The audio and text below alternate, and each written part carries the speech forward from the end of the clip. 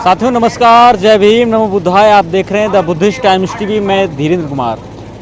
इस वक्त मैं मौजूद हूं उत्तर प्रदेश के जनपद बाराबंकी में और आपको हम बता दें आज बाराबंकी में परम पूज्य डॉक्टर बाबा साहब अम्बेडकर पार्क में आज तथागत बुद्ध जी की प्रतिमा का अनावरण है और साथ ही साथ आपको बता दें अम्बेडकर भवन जो बनाया गया है उसका उद्घाटन भी है। और इस पूरे कार्यक्रम को इस कार्यक्रम के मुख्य अतिथि के रूप में बाराबंकी सांसद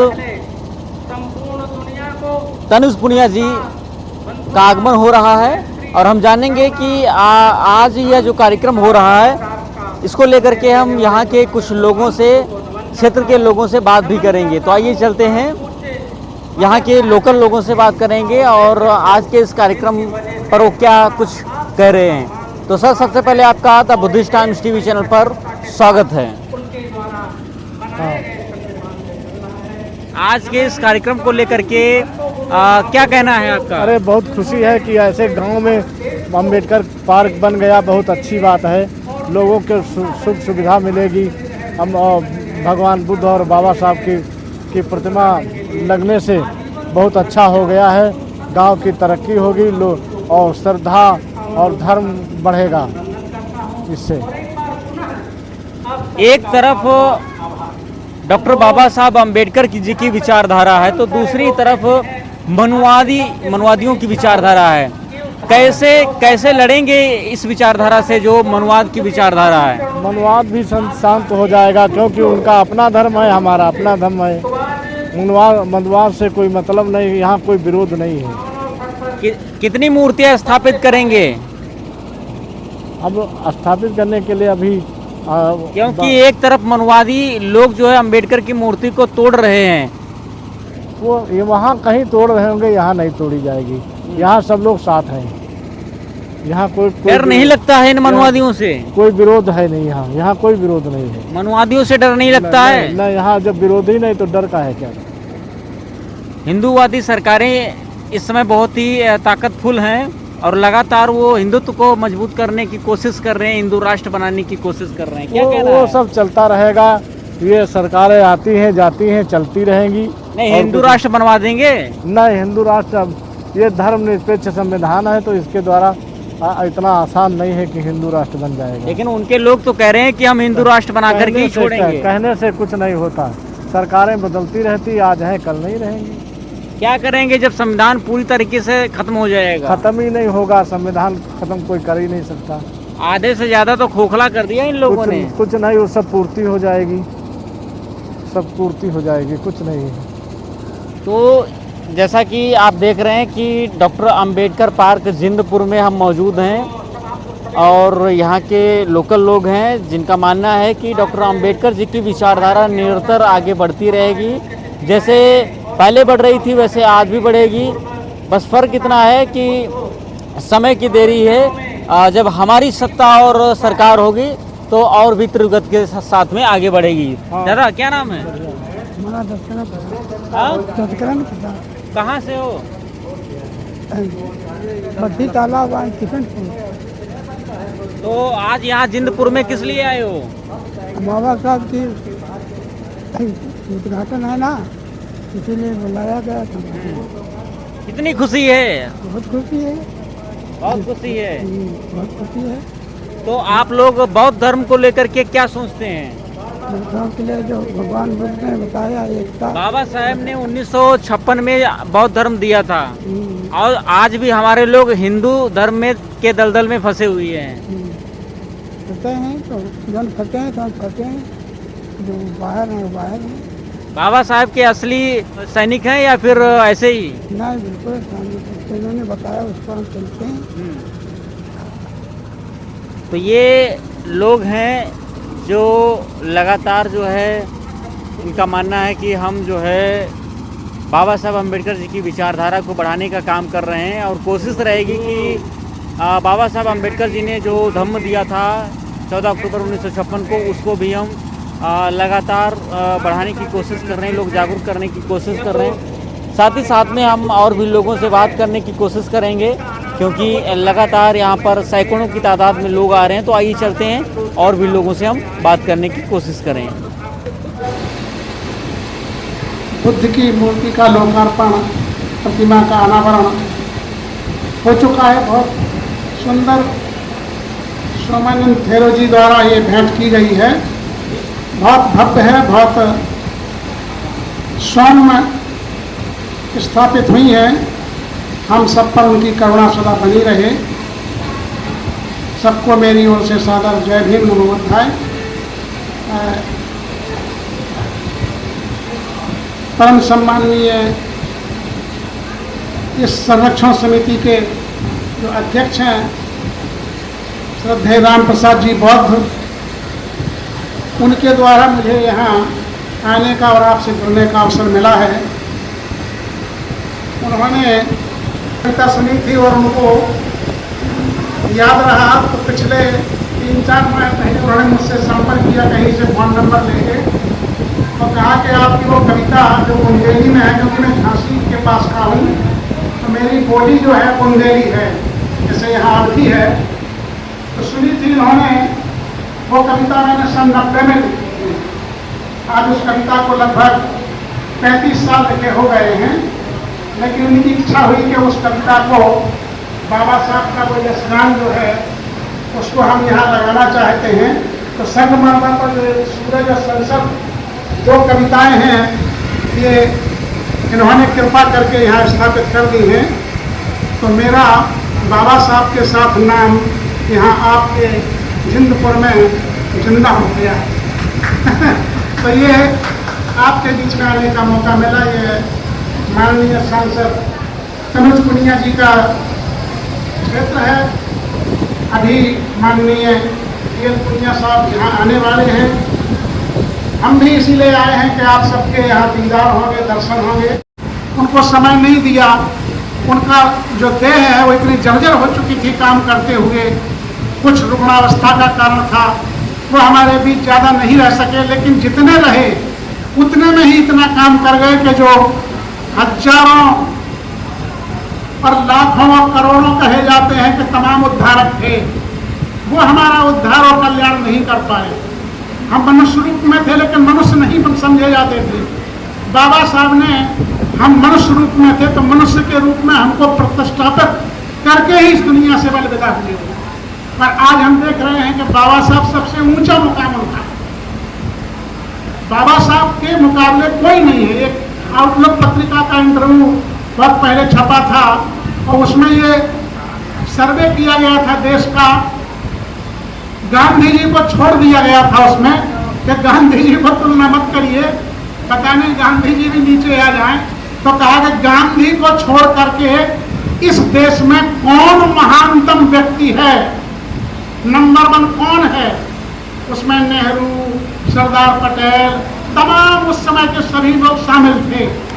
तो आपको जानकर जो पढ़ते रहते हैं बाबा साहब को उन्हें पता होगा कि आउटलुक के सर्वे में बाबा साहब नंबर 1 पर आए थे। बाबा साहब को नंबर 1 प्रदान किया गया था। और दुनिया के नक्शे पर जब हम देखते हैं, अमेरिका के राष्ट्रपति जब बराक ओबामा साहब बने तो उन्होंने कहा था कि हमें इतना केवल गौरव हासिल है कि बाबा साहब जिन्होंने एक नवोदित देश का संविधान बनाया, वो हमारे अमेरिका के कोलंबिया यूनिवर्सिटी से पढ़े। हमें इतना गौरव हासिल है। लेकिन काश बाबा साहब हमारे देश में पैदा हुए होते तो। ये मिस कर रहे हैं, माने अमेरिका मिस कर रहा। अमेरिका दुनिया की सबसे बड़ी मेधा खरीद करके रखता है, आपको पता होगा दुनिया के। अब आजकल जो एआई का जमाना है, कोरिया के हैं वो एआई जिनका चला हुआ आज दुनिया में सबसे 2 साल में वो कंपनी नंबर 1 पर पहुंच गई है। तो कोरिया का व्यक्ति है वो। एलन मस्क का आपने नाम सुना होगा, अभी उनका ट्रम्प से थोड़ा झगड़ा हो गया। एलन मस्क दुनिया के महान बड़े से बड़ा, मतलब मुझे लगता है बहुत बड़े उद्योगपति हैं। माने सारा कुछ उनके पास है, लेकिन वहां का राष्ट्रपति तब कह रहा था कि लेकिन बाबा साहब नहीं हैं तो नमक हमारे यहाँ सब कुछ होने के बाद भी स्वाद नहीं है। ये है, ये बाबा साहब की पहचान है, ये बौद्धों की पहचान है। और घोषित किया था कोलंबिया यूनिवर्सिटी ने सिंबल ऑफ नॉलेज कि वो ज्ञान के प्रतीक हैं। हमारे यहाँ पुराणों में तमाम सब जगह कहा गया कि ज्ञान के प्रतीक फलाने हैं, ये हैं, वो हैं। यहाँ कोई मैं टिप्पणी नहीं करूंगा, लेकिन जब दुनिया के स्तर पर ज्ञान और विज्ञान की चर्चा हुई तो ये घोषित किया गया कि सिंबल ऑफ नॉलेज, ज्ञान का यदि दुनिया में कोई प्रतिनिधि हो सकता है तो वो केवल बाबा साहब है। सोचिए, दुनिया के स्तर पर अमर्त्य सेन को जब नोबेल पुरस्कार मिला इकोनॉमिक्स का, तो अमर्त्य सेन ने कहा था कि ये नोबेल पुरस्कार वास्तव में बाबा साहब अंबेडकर को मिलना चाहिए था, वो मेरे पिता समान हैं। उन्होंने अपने नोबेल प्राइज को इकोनॉमिक्स के को बाबा साहब को समर्पित किया था। इतनी बौद्धिक ईमानदारी अमर्त्य सेन ने दिखाई थी और कहा था कि बाबा साहब का कोई सानी नहीं। और बाबा साहब का इसलिए भी कोई सानी नहीं कि बाबा साहब जिसकी शरण में है, बाबा साहब किसी की शरण में नहीं गए। बाबा साहब ने बहुत मंथन किया और देखा, क्योंकि वो ज्ञान की शरण में थे, विज्ञान की शरण में थे, तो देखा दुनिया में जो तमाम उद्धारक हुए हैं, तमाम मसीहा हुए हैं, तमाम पैगंबर हुए हैं, तमाम धर्मों के, तमाम पंथों के, उनमें कौन ऐसा है जिसकी शरण में मैं जाऊं। तब उन्होंने निर्णय किया कि मुझे लगता है कि मैं यदि शरण में जा सकता हूं तो तथागत गौतम बुद्ध की शरण ही है, जिनको झुक करके प्रणाम कर सकता हूं, उनकी शरण में जा सकता है। ये है, तो वो बाबा साहब जिनकी शरण में हैं, वो तथागत आपके बीच में आज स्थापित हुए हैं। और हम सब जिनकी शरण में हैं, जिनके माध्यम से तथागत की शरण में गए हैं, वो बाबा साहब हैं। और आप सब आज 20 जुलाई इस ग्राम के लिए, इस अम्बेडकर परिसर के लिए बहुत ऐतिहासिक तिथि है, बड़ी तिथि है, क्योंकि बुद्ध के यहाँ प्रतिष्ठित हुए हैं। अब बुद्ध का प्रतिष्ठा कहते कि बुद्ध से जो जुड़ा है, इसका मतलब ज्ञान विज्ञान से जुड़ा है, सीधा मतलब। बुद्ध से जुड़ने का मतलब है अज्ञान से मुक्ति, पाखंड से मुक्ति, वितंडावाद से मुक्ति, अंधविश्वास से मुक्ति। अपने आप में यदि किसी ने कह दिया हम बुद्धिस्ट हैं, लेकिन ये देश का, अरे तब होगा वही, तो कहेंगे वही होगा, फिर ये बुद्धिस्ट तो वही होगा। लेकिन मैं कहूं कि सचमुच में वही हो सकता है बुद्धिस्ट जो निर्विकार हो, करुणा से भरा हो, दया से भरा हो। बाबा साहब ने हजारों लाखों मुसीबत झेली, पढ़ने नहीं दिया गया स्कूल में, आज उनके नाम पर विश्वविद्यालय स्थापित हैं। अपने उत्तर प्रदेश में बाबा साहब अम्बेडकर के नाम पर आगरा विश्वविद्यालय, केंद्रीय विश्वविद्यालय लखनऊ में, मैंने कितने संस्थान, औरंगाबाद का विश्वविद्यालय, बाबा साहब मराठवाड़ा विश्वविद्यालय के नाम से सब जानते हैं, वहां कितनी कुर्बानी लगी। बाबा साहब के नाम पे विश्वविद्यालयों की भरमार है, जिन्हें पढ़ने नहीं दिया गया। तो बाबा साहब कहते थे कि जिन चीजों से आपको रोका जाए, यदि उनकी खलासी मिल जाए, अनुमति मिल जाए, तो रहता है कि इसको खूब ठोक लें। जैसे आप देखते थे कि पहले चीनी नहीं मिलती थी, कंट्रोल पे मिलती थी, तो लोग भले ही ना खा पाए, लेकिन 10 किलो मिल जाए तो बहुत बड़ी बात है। जो चीज नहीं मिलती है उसकी कद्र तब पता। ये जो अपना केरोसिन नहीं मिलता था पहले, बिजली का इतना संसाधन नहीं था, तो 1 लीटर ही कोई दिला दे तो भाई सरपंच के और प्रधान के हम बड़े आभारी हैं।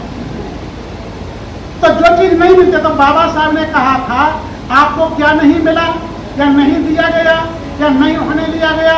अच्छे आभूषण, अच्छे वस्त्र, अच्छा मकान, अच्छा ज्ञान, और स्कूल पढ़ने नहीं दिया गया। अपनी गाड़ी में चलो, हैसियत है तो हवाई जहाज में चलो, हैसियत यदि है तो सबसे अच्छा, सब अच्छा करो। यही कारण है कि जब हम अच्छा होकर निकलते हैं, तो जिन्होंने अच्छा नहीं होने दिया और जिन्होंने अच्छेदारी की ठेकेदारी ले रखी थी, उनका मोह लटक जाता है। ये देखिए, मकान बनवा लिया आपने, अच्छा रहन सहन कर लिया। बाबा साहब को देखा, बाबा साहब कोई उद्योगपति के लड़के थोड़ी थे, बाबा साहब कोई राजघराने के थोड़ी थे, लेकिन जब मौका मिला तो दादर में हिंदू कॉलोनी में सबसे बढ़िया मकान बनवाया। और उसका नक्शा जर्मनी या अमेरिका वहां से इंग्लैंड से बन के आया था और उसका नाम रखा राजगढ़। तो हिंदू कॉलोनी का वो मकान तो लोग दर्शन के लिए जाते हैं, एक पूरी की पूरी जो मंजिल है वो केवल किताबों के लिए थी। दुनिया में केवल एक ही मकान ऐसा है जिसकी पूरी एक मंजिल किताबों के लिए थी। मालवीय जी ने उस समय 5 लाख रुपए कहा था, मैंने सन 46 की बात है। सन 46 में मालवीय जी ने कहा था कि डॉक्टर अंबेडकर आप अपनी लाइब्रेरी को काशी हिंदू विश्वविद्यालय के लिए दान दे दीजिए, हम 5 लाख रुपए कहते हैं। कहा वही तो मेरे प्राण हैं, मेरे प्राण तो उसी में बसते हैं। मैं जब वहां होता हूं तो जो दुनिया के तमाम बड़े बड़े स्कॉलर हैं, बड़े बड़े विद्वान हैं, उनके बीच में मैं होता हूं। वो किताबों के रूप में मेरे से बतियाते हैं, मैं उनसे मुस्कुरा करके बात कर लेता हूं। कभी जर्मनी के रोमायोरा से मिल लेता हूं, कभी अमेरिका के एमर्सन से मिल लेता हूं, कभी फलाने से मिल लेता हूं। मुझे जिससे मिलना होता है मेरी लाइब्रेरी में ही मुलाकात हो जाती है, कहीं नहीं जाना पड़ता है। मैं उन्हीं के साथ सोता हूं, बतियाता हूं, विश्राम करता हूं, उन्हीं से अपनी गुफ्तगू करता हूं और उन्हीं से वैचारिक ऊर्जा प्राप्त करता हूं, उन्हीं से असहमति लेता हूं और ये सब करके करता हूं। अरे बाबा साहब का बहुत बड़ा वो था, आप देखते हैं कोट पैंट की ही होगी, गांधी जी की ड्रेस देखिए और बाबा साहब की देखिए, बिल्कुल अपडेट। मैंने कहा रत्तू जी को जो पढ़ा होगा, सोहनलाल शास्त्री की किताब रत्तू जी की, तो बाबा साहब के मैंने देखिए उतनी हैसियत नहीं थी इकोनॉमिक दृष्टि से, लेकिन हौसला था। बाबा साहब के तमाम जो कोट पैंट थे उसी के अनुसार जूते हुआ करते थे। और सविता माई जब वो पार्लियामेंट जाते थे या कहीं जाना होता था तो ड्रेस कोड वही लगा के देती थी कि आज ये पहन के जाना है। बाबा साहब कहते थे जहां निकल के जाओ सबसे पहला प्रश्न कपड़े का पड़ेगा, बाद में कोई पूछेगा आप अच्छी तरह से आ रहे हैं, कौन आ रहा है यार, आप नहीं भी जानते, आपकी इच्छा नहीं है, बहुत बड़ा अहंकारी है, तो अभी सब उठ रहे होंगे तो आप भी नहीं रोक पाएंगे, उठ जाएंगे कि कोई बड़ा है। आप जब पता चले कि तो बड़ा नहीं है, लेकिन इंप्रेशन तो हो गया कपड़े के द्वारा। जब बोलेगा तब दूसरा इंप्रेशन आएगा। कई बार तो बोलने की नौबत ही नहीं, कपड़े से मजा आ गया तो अलग दिखाई देगा पूरा समारोह में। तो बाबा साहब का यही जलवा था। बाबा साहब ने जब उनसे पूछा कि आप जो है कोलंबिया यूनिवर्सिटी में रात भर पढ़ते रहते हैं, तो कहा मेरे पुरखों को पढ़ने नहीं दिया गया है और मुझे अपने देश में और दुनिया में पढ़ने का मौका मिला है, अमेरिका में पढ़ने का मौका है, तो क्यों ना पढ़ लूं, सारी जिंदगी पढ़ करके और लिख करके गुजार लूं। मुझे मेरे पुरखों को लिखने नहीं दिया गया है, मेरे हाथ में कलम आई है, चाहता हूं कि अंतिम सांस तक लिखूं।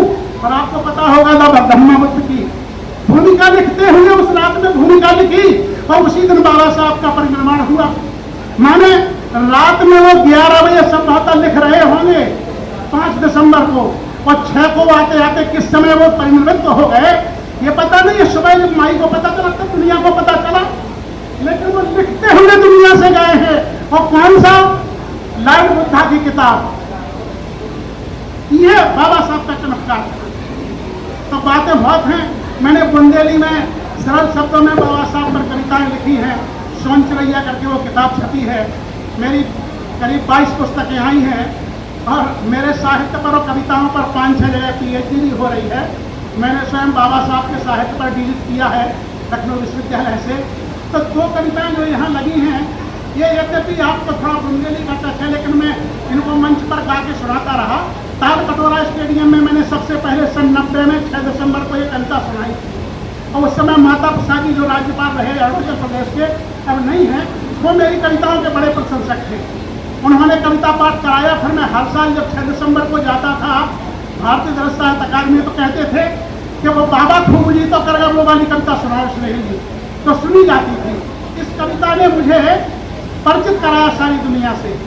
तो ये कविता आपको पसंद आई थी जब अम्बेडकर महासभा में इन्होंने सुनी, तो आपके यहाँ लग गई है।